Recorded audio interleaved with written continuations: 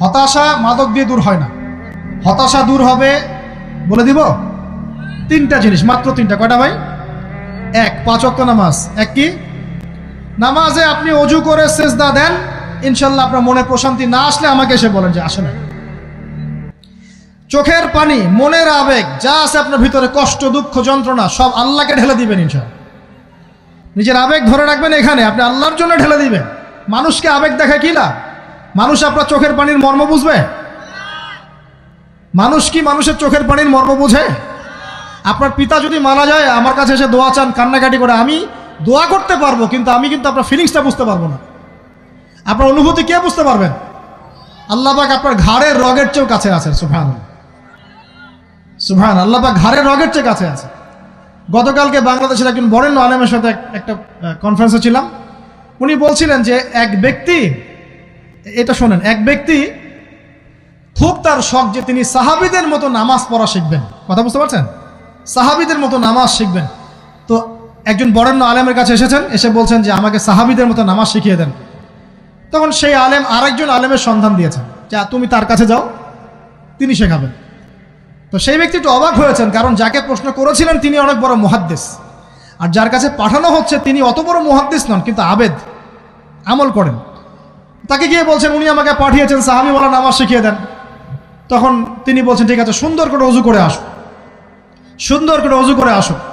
অজু করার সময় খালি খেয়াল রাখবা যে আমি অজু করছি শুধু আল্লাহর সন্তুষ্টির জন্য। কি খেয়াল রাখবেন? অজু করছি শুধু আল্লাহকে রাজি খুশি করার জন্য অজু করছে, আর কোনো উদ্দেশ্য নাই আমার। অজু করতে যাচ্ছে, তিনি আবার বলছেন দাঁড়াও, শুধু আল্লাহকে রাজি খুশি করার জন্য অজু করো। আবার শুরু করছেন, আবার বলছেন শোনো, শুধু আল্লাহকে রাজি খুশি করার জন্য অজু করো। এভাবে বলতেই আছেন। নামাজে দাঁড়িয়েছেন, দাঁড়ানোর আগে বলছেন শোনো, শুধু আল্লাহকে রাজি খুশি করার জন্য নামাজ পড়ো। বলতেই আছেন। এক পর্যায়ে সে ব্যক্তি নামাজ শুরু করলো। নামাজে মনোযোগ এদিক ওদিকে যায়, আর তার মাথায় এটা আসে, এই শুধু আল্লাহকে রাজি খুশি করার জন্য আমাকে নামাজ পড়তে হবে, শুধু আল্লাহকে রাজি খুশি করার জন্য নামাজ পড়তে হবে। এই চিন্তা তার মনের মধ্যে ঘুরপাক খাচ্ছে। এভাবে নামাজটা সে শেষ করেছে। শেষ করে চিন্তা করছে যে নামাজ তো পুরোপুরি মনোযোগ দিতে পারলাম না। বারবার মাথার মধ্যে এরকম চিন্তা আসছে, আল্লাহ আমাকে তুমি মাফ করে দাও, নামাজটা আমার মনে হলো না ঠিক মতো। তখন সে ফিরে এসে তার সে ওস্তাদকে বলছেন আমার তো নামাজ এরকম করে পড়লাম, কিন্তু শেষমেশ মনে হলো যে নামাজটা হয়তো কবুল হয় নাই, আল্লাহর কাছে খুব মাফ চাইলাম, আল্লাহ আমাকে মাফ করে দাও, নামাজটা মনে হলো না। তখন সেই যে প্রথম ব্যক্তি যিনি পাঠিয়েছেন তিনি বলছেন এটাই হলো সাহাবীওয়ালা নামাজ। তারা আল্লাহকে রাজি খুশি করার জন্য নামাজ পড়তেন, নামাজ শেষ করে আল্লাহর কাছে ইস্তেগফার করতেন, আল্লাহ কিছুই হলো না, কিছুই হলো না। আমার কথা কি বুঝতে পারছেন? অতএব আল্লাহকে রাজি খুশি করার জন্যে আপনি আপনার আবেগ, আপনার ইবাদত সব ঢেলে দিবেন ইনশাআল্লাহ। অন্য কারো কাছে কিছু পাওয়ার আশা করব। আমাকে আল্লাহ পাঠিয়েছেন দুনিয়াতে নামাজ পড়তে, রোজা রাখতে, দিনের প্রচার করতে, দিনের জ্ঞান অর্জন করতে, এই তো। তা আমি একজন মেয়ের জন্য জীবন নষ্ট করে দিব কেন? আমি তাহলে আল্লাহর কাছে কি মুখ দেখাবো, আর নবীর কাছে কি মুখ দেখাবো? ওখানে গিয়ে বলবো আল্লাহ আমি আমার অমুক প্রেমিকার জন্য আশেক হয়ে একদম জীবন দিয়ে দিয়েছি, আত্মহত্যা করেছি। গেছে ভাই, যাইতে দেন। যে ব্যক্তি আপনার অবস্থানকে মূল্যায়ন করে নাই সে আপনার যোগ্য ছিল না। এখন আপনি কি করবেন? নিজের অবস্থান উন্নত করেন, আপনার পিছনে লাইন ধরে ঘুরবে ইনশাআল্লাহ। এটাই বাস্তবতা। দুনিয়া খুব খারাপ জিনিস। মানুষের অবস্থানকে মূল্যায়ন করে, মানুষের অবস্থানকেই মূল্যায়ন করে, কিন্তু আল্লাহ রাব্বুল আলামিন আপনাকে সর্বাবস্থায় ভালোবাসেন। আলহামদুলিল্লাহ। এই যে আমরা এখন অনেক পাপ করছি না, আল্লাহ কি আমাদেরকে আযাব দিয়ে ধ্বংস করে দিয়েছেন? আল্লাহ পাক এখনো আমাদেরকে ভালোবাসেন, রহম করেন, আল্লাহ পাক অপেক্ষা করছেন কখন তওবা করবে, আমি তওবা কবুল করব। এই কখন আমার বান্দা খালি একবার বলে আস্তাগফিরুল্লাহ, আল্লাহ পাক সাথে সাথে মাফ করে দেবেন ইনশাআল্লাহ। আর সেই আল্লাহকে ভুলে আপনি কার পিছনে ছুটছেন? আমরা কিন্তু নিয়াত করতে পারি ভাই যে আমরা যারা ওয়াজ শুনলাম জীবনে কোনোদিন সিগারেটে হাত দিব না ইনশাআল্লাহ। রাজি আছি ভাই? অন্য বড় বড় জিনিস তো বহুত দূরের কথা। আচ্ছা, অনেকে রাজি হয় নাই কেন?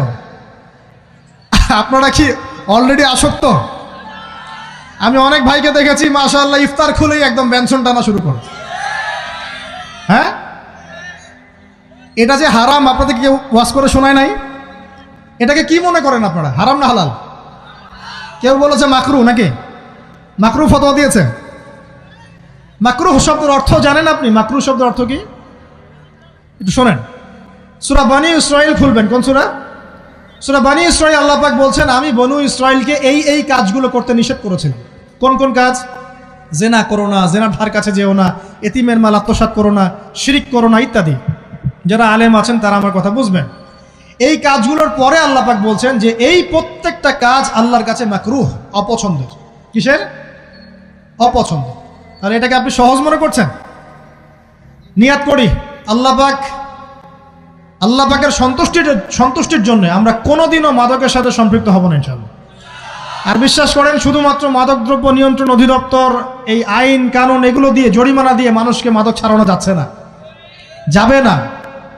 কেন যাবে না এটা আপনারা খুব ভালো করেই জানেন, আমি বলতে চাচ্ছি না। অনেক সময় মাদক বিরোধী কনসার্ট করে মানুষ, মাদক বিরোধী কনসার্টে ওঠার আগে এক বোতল ডাইল খেয়ে আসে আগে। এগুলো কি বাস্তব কথা বলছি না অবাস্তব কথা বলছি? আমাদের যুবক ভাইরা কোশ্চিনকালেও মাদকের ধার কাছে যাবেন না ইনশাআল্লাহ। একটা হাদিস খালি মনে রাখেন, এই হাদিসটা মনে রাখেন। নবী সাল্লাল্লাহু আলাইহি ওয়াসাল্লাম বলেছেন, কেউ যদি মাদকদ্রব্য সেবন করে তার 40 দিনের নামাজ কবুল হবে না। সিগারেট একটা খেয়েছি, 40 দিন নামাজ নাই। এরপর যদি সে তওবা করে আল্লাহ মাফ করে দিবেন। আবার যদি মাদক খায় আবার 40 দিন কবুল হবে না। যদি আবার তওবা করে আল্লাহ মাফ করে দিবেন।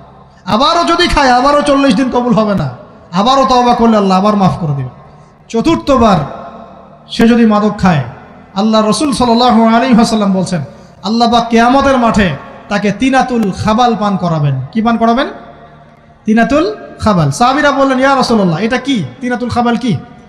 নবী সাল্লাল্লাহু আলাইহি ওয়াসাল্লাম বলছেন, এটা হচ্ছে জাহান্নামীদেরকে আযাব দেওয়ার পর তাদের রক্ত মাংসের যে পুঁজ বের হবে, এই যে ড্রিঙ্কস, জাহান্নামের হার্ড ড্রিঙ্কস, এই ড্রিঙ্কসের নাম হলো তিনাতুল খাবাল। আল্লাহ পাক আমাদের সবাইকে মাদক থেকে বাঁচিয়ে রাখে। আমল হচ্ছে কোরআন তেলাওয়াত। যে ব্যক্তি কোরআন তেলাওয়াত করতে পারে নিয়মিত, তার মনের মধ্যে এই হতাশা, এই ভীরুতা, এই কাপুরুষতা কিচ্ছু আসবে না ইনশাআল্লাহ। আমি গ্যারান্টি দিচ্ছি আপনাকে, হতাশা আসবেই না আপনার মনে যদি আপনি কোরআন বুঝতে পারেন। কোরআনের একটা আয়াত নিয়ে কোনো সময় দেখা যায় 2-3 ঘন্টা সময় পার হয়ে যাচ্ছে, আয়াতটা ছেড়ে সামনে যেতে পারছি না। কোরআনের ভিতরে ঢুকলে আপনি দুনিয়ায় ভুলে যাবেন কি হচ্ছে আশপাশে। আমি এমন অনেক আলেমকে দেখেছি যে একটা বই, পাতলা একটা বই, আরবি বই নিয়ে পড়া শুরু করেছেন, ওই যে ফজরের পরে জোহরের ওয়াক্ত হয়ে যাচ্ছে, বইটাই শেষ করতে পারেননি। বুঝতে পারবেন না, যখন আপনি ইলমের ভিতরে ঢুকে যাবেন, কোরআনের ভিতরে, হাদিসের ভিতরে, আপনার দুনিয়ার খেয়ালই নাই। একজন আলেম, তিনি এক রাত্রে একটা বই লিখেছিলেন, চটি বই, এক রাত্রের মধ্যে। বলা হচ্ছে, তার সম্পর্কে বলা হচ্ছে যে রাতের খাবার তাকে দেয়া হয়েছে যে আপনি এটা খেয়ে নেন। তো সে খাবারটা পাশেই আছে, খাবারটা খাবো, এটা লিখে খাবারটা খাবো, এরকম তার চিন্তা ছিল। ফজর হয়ে গেছে, বই লিখাও শেষ, খাবার এই অবস্থায় পড়ে আছে, ডুবে গেছেন ভিতরে, খাওয়ার মাথায় তার খেয়াল নাই। এরকম হয়। একজন মনীষী, বিখ্যাত মনীষী, রিয়াদুস সালেহীন কিতাবের রাইটার, সংকলক আল্লামা নববী রাহিমাহুল্লাহ, এরকম সারা রাত চলে গেছে, পাশে 2টা খেজুর, ওই 2টা খেজুর খাওয়ারই সময় পান। হাদিস নিয়ে গবেষণা করতে রাত পার হয়ে গেছে। আমি বলতে চাচ্ছি, যখন ইলমের ভিতরে, কোরআন হাদিসের ভিতরে ঢুকে যাবেন, আপনার দুনিয়ার খেয়াল আপনার চলে যাবে ইনশাআল্লাহ। এই টেনশন, হতাশা, এই সেই বাদ, তখনই আল্লাহ পাক আপনাকে তার পক্ষ থেকে রহমত দিবেন, বরকত দিবেন, আল্লাহ আপনার দুনিয়ার কাজগুলো করে দিবেন ইনশাআল্লাহ। তখন দেখবেন কেউ আপনার দুনিয়ার ওই কাজটা করে দিয়েছে, কেউ ওই কাজটা করে দিয়েছে, কেউ বাসায় খাবার পাঠিয়ে দিয়েছে, আল্লাহ পাকই এগুলো করাই দিবেন ইনশাআল্লাহ। তো প্রিয় ভাইরা, মাদকে যাব না আল্লাহর কাছে আসবো? 2 নাম্বার কোরআন তেলাওয়াত, 3 নাম্বার আল্লাহর জিকির। 3 নাম্বার কি ভাই? আল্লাহর জিকির। চলতে ফিরতে সব সময় মুখ চলতে থাকবে, মুখ না চললেও মনে মনে মন তাজা থাকবে, মনে মনে জিকির হতে থাকবে। মনে মনে জিকির করতে পারেন? মুখ নড়বে না, কিন্তু মনে মনে আপনার একটা জিকির হতে থাকবে, সুবহানাল্লাহ ওয়া আলহামদুলিল্লাহ, লা ইলাহা ইল্লাল্লাহ, আল্লাহু আকবার। পারা যাবে? পারে। মানুষের মন কখনো চুপ করে থাকে না, কিন্তু মানুষের মন অলওয়েজ কিছু না কিছু চিন্তা করতে থাকে না, যতক্ষণ না ঘুমায় মানুষ। তো প্রিয় ভাইরা, বেশি বেশি জিকির করবো, সুবহানাল্লাহ, আলহামদুলিল্লাহ, লা ইলাহা ইল্লাল্লাহ, আল্লাহু আকবার, লা হাওলা ওয়ালা কুওয়াতা ইল্লা বিল্লাহ, এগুলো চলতে থাকবে। আল্লাহ পাক তৌফিক দান করুন, আমিন।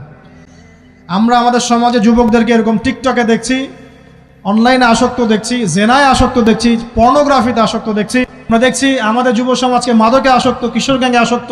এইগুলো কি আমাদের কাম্য ছিল ভাই? আমাদের কাম্য ছিল? এই অবস্থায় কি যুব সমাজ আল্লাহ পাকের দ্বীনের পতাকা হাতে নিয়ে আল্লাহর জমিনে দিন কায়েম করতে পারবে কিনা একটু আমাকে উত্তর দেন দেখি। এখন এই অবস্থায় পারবে? অতএব অবস্থার উন্নতি করতে হবে কিনা?